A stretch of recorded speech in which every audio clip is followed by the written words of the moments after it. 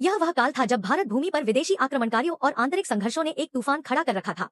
लेकिन उसी अंधकार में उज्जैन की धरती पर एक सूर्य उदित हुआ, जिसने मालवा को न सिर्फ बचाया बल्कि शौर्य की नई परिभाषा रच दी। मालवा का सिंह राजा सिंधुराज। सिंधुराज परमार वंश के एक तेजस्वी और न्यायप्रिय राजा, राजा भोज के पिता और महान सम्राट वाकपटराज के पुत्र। लेकिन वह सिर्फ एक राजा नहीं थे, वह योद्धा भी थे, कवि भी थे और सबसे बड़ी बात, स्वाभिमानी भारतीय संस्कृति के संरक्षक थे।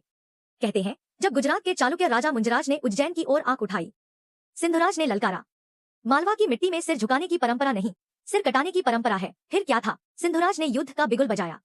उनकी तलवार बिजली जैसी चलती थी और उनकी रणनीति चाणक्य से कम नहीं। विजय मिली न केवल चालुक्यों पर, बल्कि कई पड़ोसी राज्यों ने भी सिंधुराज की वीरता के आगे घुटने टेक दिए। पर केवल युद्ध ही उनका परिचय नहीं था, सिंधुराज संस्कृत और काव्य के महान संरक्षक भी थे।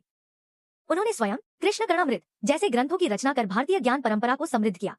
और यही थे वही सिंधुराज जिन्होंने अपने पुत्र भोज को संस्कार, शिक्षा और युद्धकला का ऐसा ज्ञान दिया कि आगे चलकर भोजराज इतिहास के सबसे महान सम्राटों में गिने गए। आज हम जिस परमार वंश की शौर्य गाथा पर गर्व करते हैं, उसकी नींव को सुदृढ़ करने वाला सिंह था राजा सिंधुराज, जिन्होंने तलवार से रक्षा की और कलम से राष्ट्र को दिशा दी।